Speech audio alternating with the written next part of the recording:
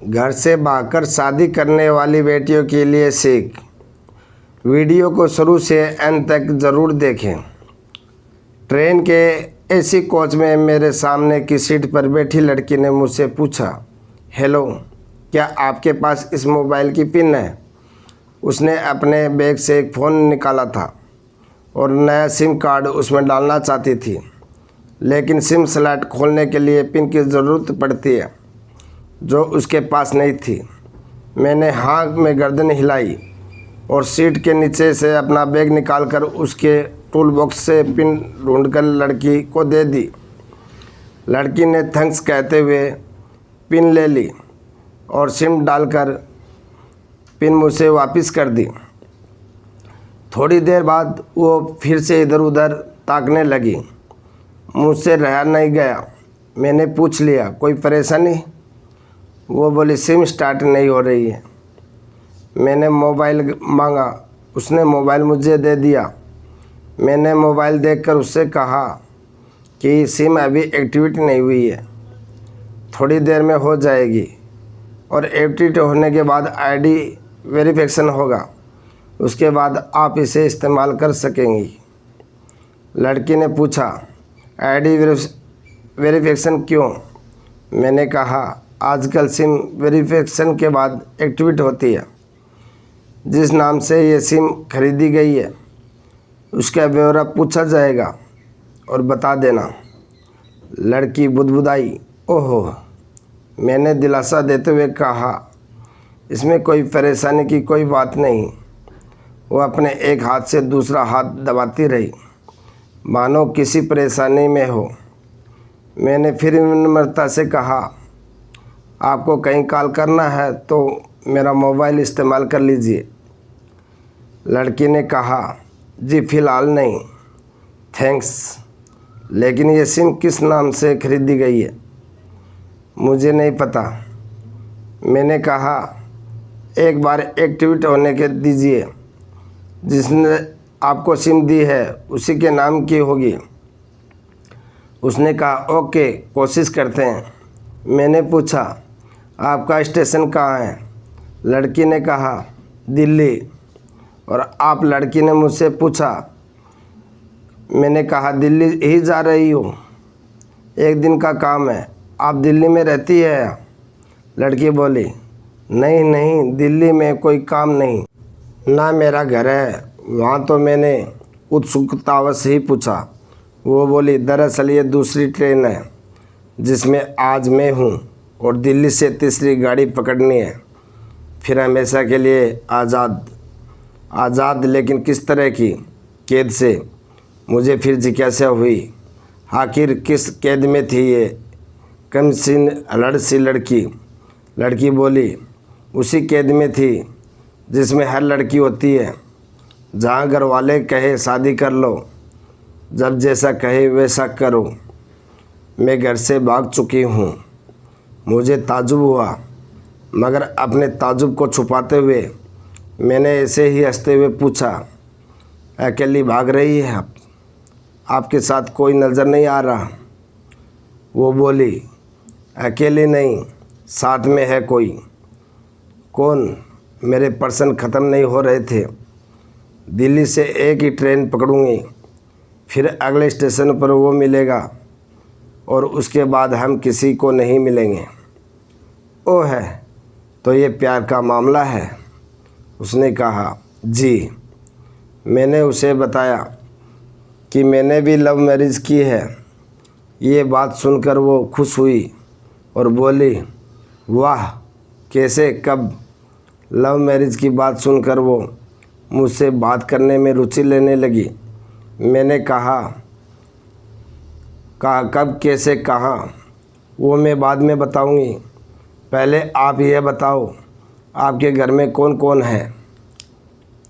उसने होशियारी बरतते हुए कहा, वो मैं आपको क्या बताऊं? मेरे घर में कोई भी हो सकता है।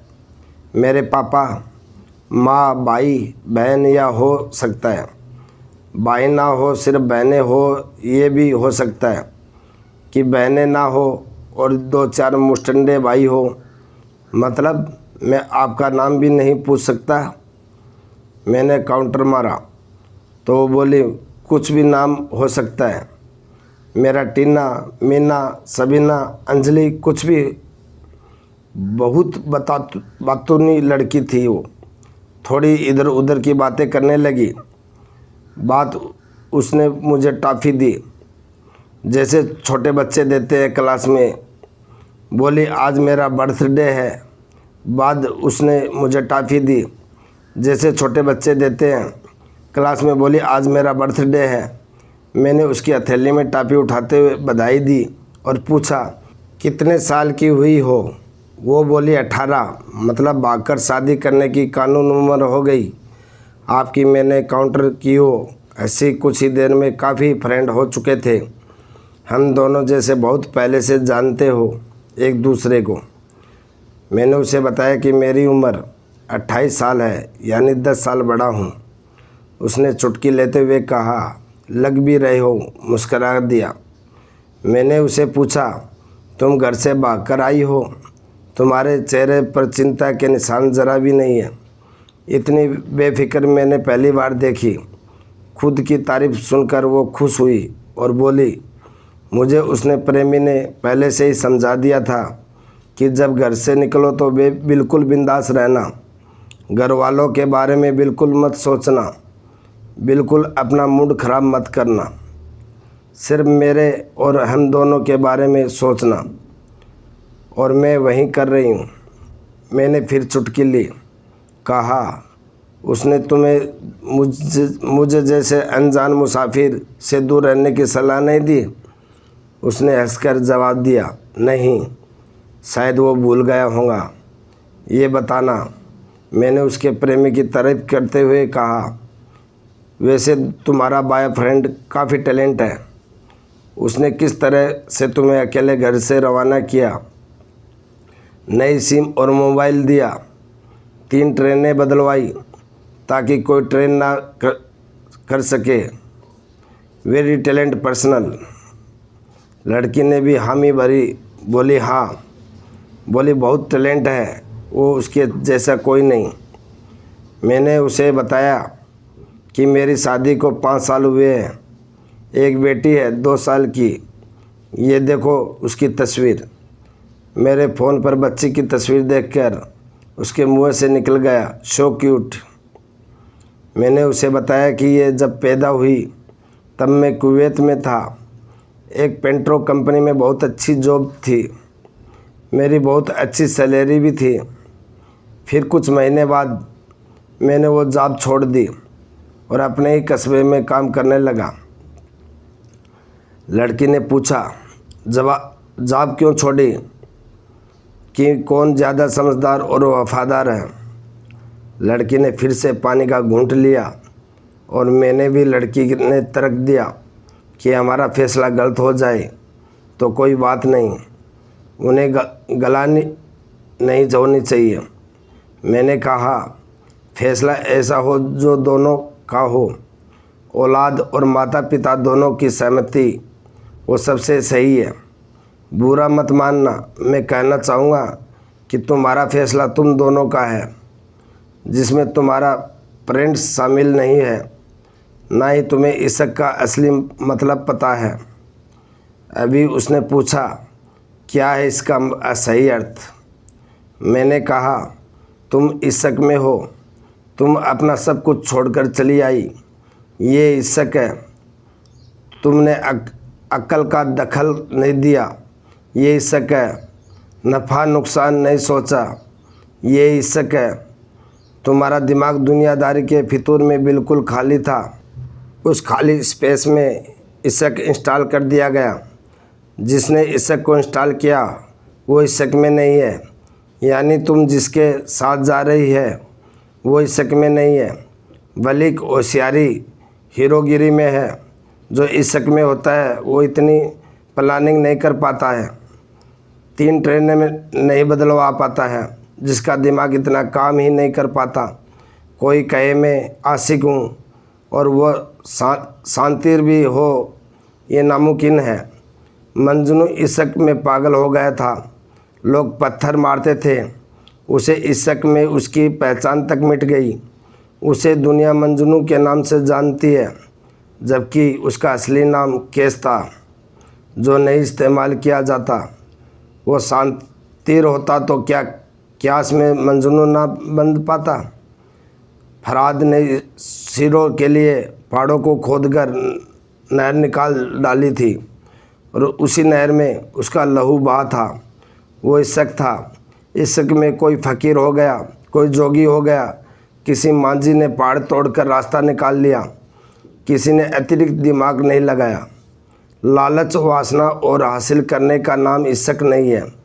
इश्क समर्पण करने को कहते हैं, जिसमें इंसान सबसे पहले खुद का समर्पण करता है, जैसे तुमने किया। लेकिन तुम्हारा समर्पण हासिल करने के लिए था, यानी तुम्हें इश्क में तृष्णा की मिलावट हो गई। डॉक्टर इकबाल का एक शेर है, अक्ल यार 100 भेस बदल लेती है। इश्क बेचारा ना मुल्ला है, ना जाहिद है और ना है हकीम। लड़की अचानक से खो सी गई। उसकी खिलखिलाहट और लड़कपन एकदम से खामोशी में बदल गया। मुझे लगा मैं कुछ ज़्यादा बोल गया। फिर मैंने जारी रखा। मैंने कहा, प्यार तुम्हारा पापा तुमसे करते हैं। कुछ दिनों बाद उनका वज़न आधा हो जाएगा। तुम्हारी माँ कई दिनों तक खाना नहीं खाएगी, ना पानी पिएगी। जबकि आपको अपनी प्रेमी को आजमा कर देख लेना। ना तो उसकी सेहत पर फ़र्क पड़ता, ना दिमाग पर। वो अक्लमंद है, अपने लिए अच्छा सोच लेता। आजकल गली मोहल्ले के हर तीसरे लोंडे लपाड़े जो इश्क हो जाता है, वो इश्क नहीं है। वो सिनेमा जैसा कुछ है, एक तरह की स्टंटबाजी, डेयरिंग, अलग कुछ करने का फितूर और कुछ नहीं। लड़की का चेहरे का रंग बदल गया। ऐसा लग रहा था वो अब यहाँ नहीं है। उसका दिमाग किसी अतीत में टहलने निकल गया है। मैं अपने फ़ोन को स्क्रॉल करने लगा, लेकिन मन की नज़र उसकी तरफ ही थी। थोड़ी देर में उसका और मेरा स्टेशन आ गया। बात कहाँ से निकली थी और कहाँ पहुँच गई। उसके मोबाइल पर मैसेज टोन बजी। देखा, सिम एक्टिवेट हो चुकी है। उसने चुपचाप बैग से आगे का टिकट निकाला और फाड़ दिया। मुझे कहा, एक कॉल करना है। मैंने मोबाइल दिया। उस नंबर डायल करके कहा, सॉरी पापा, और सिसक कर रोने लगी। सामने से पापा फ़ोन पर बेटी को संभालने की कोशिश करने लगे। उसने कहा, पापा आप बिल्कुल चिंता मत कीजिए, मैं घर आ रही हूँ। दोनों तरफ से भावनाओं का सागर उमड़ पड़ा। हम ट्रेन से उतरे। उसने फिर से पिन मांगी। मैंने पिन दी। उसने अपने मोबाइल से सिम निकाल कर तोड़ दी और पिन मुझे वापस कर दी। दोस्तों, कैसी लगी यह कहानी? आपको पसंद आई होंगी। पसंद आई है तो हमारे YouTube चैनल SK शर्मा 2268 को अभी तक आपने सब्सक्राइब नहीं किया है तो सब्सक्राइब ज़रूर करें। सब्सक्राइब करके हमारा मनोबल ज़रूर बढ़ाएं और लाइक शेयर ज़रूर करें। आपका कोई भी विचार है तो कमेंट बॉक्स में जाकर कमेंट ज़रूर करें। बेल आइकन प्रेस करना न भूलें, ताकि आने वाली वीडियो की नोटिफिकेशन आपको सबसे पहले मिले। धन्यवाद दोस्तों।